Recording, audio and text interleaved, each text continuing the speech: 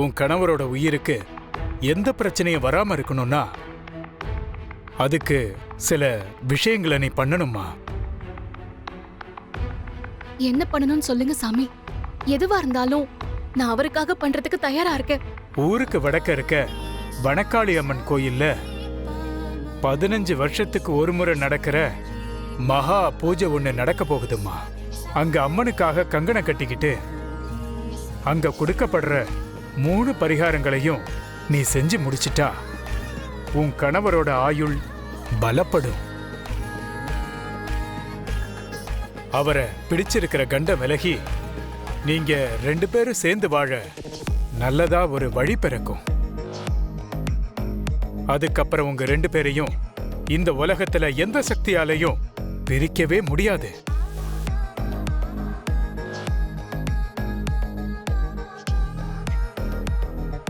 ஓம் நமச்சிவாய, ஓம் நமச்சிவாய, ஓம் நமச்சிவாய, ஓம் நமச்சிவாய, ஓம் நமச்சிவாய.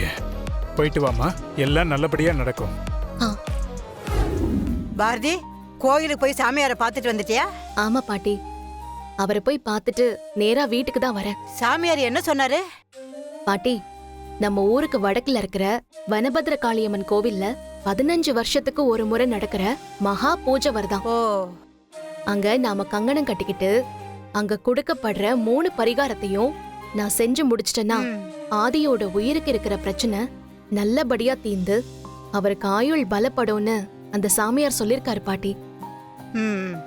அது மட்டும் இல்லாம இந்த பரிகாரத்தை கரெக்டா பண்ணிட்டா அவரை சுத்தி இருக்கிற கண்டம் விலகி நாங்க 2 பேரும் சேர்ந்து வாழ்றதுக்கு தானா ஒரு வழி கிடைக்கும்னு சொல்லிருக்காரு பாட்டி. பாரதி, நீ சொல்ற விஷயத்த கேட்கறதுக்கு எனக்கு எவ்வளவு சந்தோஷமா இருக்கு தெரியுமா? உன் கனவுல வந்த விஷயம் கெட்டதா இருந்தாலும் அந்த பயத்தை தீக்க நீ வழி தேடி போனப்ப அந்த சாமியார் உன்கிட்ட நீங்க 2 பேரும் சேர்ந்து வாழ்றதுக்கு ஒரு வழி இருக்குன்னு சொல்லியிருக்காருல. நீ அந்த பரிகாரத்தை மட்டும் பண்ணிட்டா இந்த 6 வருஷமா நீ பட்ட கஷ்டமெல்லாம் முழுசா தீந்துரும். கடவுள் புண்ணியத்துல நீங்க 2 பேரும் நல்லபடியா சீக்கிரமா ஒன்னா சேர்ந்து குழந்தைங்களோட குடும்பமா சந்தோஷமா இருக்கணும். நீ சொல்ற மாதிரியே நாம சீக்கிரமா போய் இந்த பரிகாரத்தெல்லாம் பண்ணிட்டு வந்துடலாம். பாரதி, அண்ணி சொன்னது கேட்டீங்களா? அவங்க ரொம்ப பயந்து போயிருக்காங்க. அந்த அம்மன் ரொம்ப சக்தி வாய்ந்த அம்மன் கேள்விப்பட்டிருக்கேன். அதனால தான் நீங்க நல்லா இருக்கணும்னு வேண்டுதல் வச்சு அண்ணி அங்க போகணும்னு முடிவு பண்ணிருக்காங்க. புரியுது தவக்கல.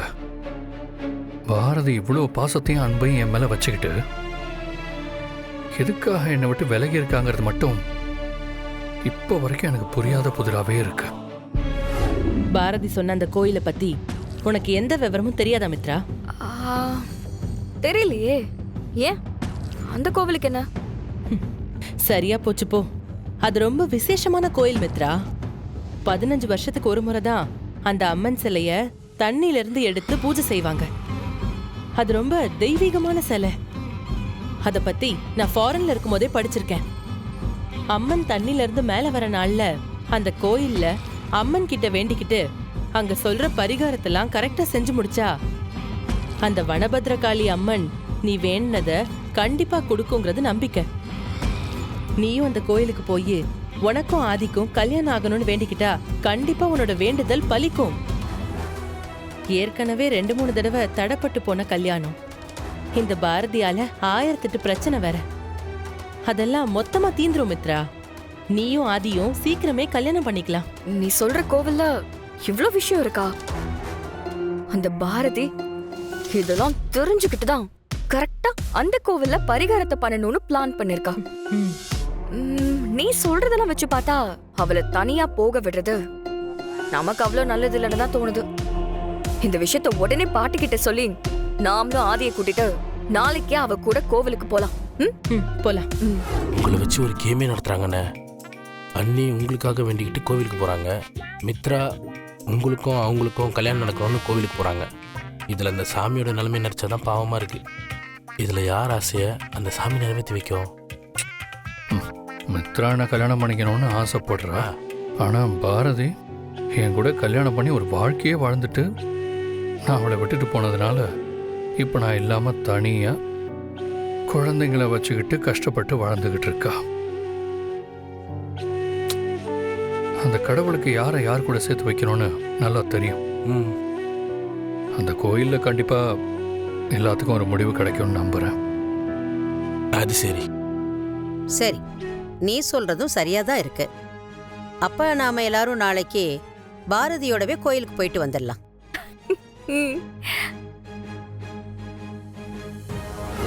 என்ன பாரதி, நம்ம ஒண்ணு நினைச்சா வேற ஒண்ணு நடக்குது. முதல்ல நீ யாருக்கும் சொல்லாம போகணும்னு நினைச்ச, அதுக்கப்புறம் சொல்லிட்டு போற மாதிரி நிலைமை வந்துச்சு. இப்ப என்னடானா நான் அந்த கோயிலுக்கு வந்து பரிகாரம் பண்றேன்னு மித்ரா இப்ப பெருசா குண்ட தூக்கி போடுறாளே.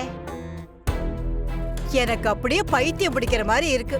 நியாயப்படி உன் புருஷனுக்கு ஆபத்து வரக்கூடாது, ஆதி தம்பி கூட நீ சேர்ந்து வாழணும், அதனால நீதான் இதெல்லாம் பண்ணணும். இப்ப இவனும் போட்டிக்கு வர்றாளே. பாட்டி, நாம நினைச்சு எதுவும் நடக்கறதில்ல. அந்த கடவுள் ஒரு முடிவு பண்ணிருப்பாரு.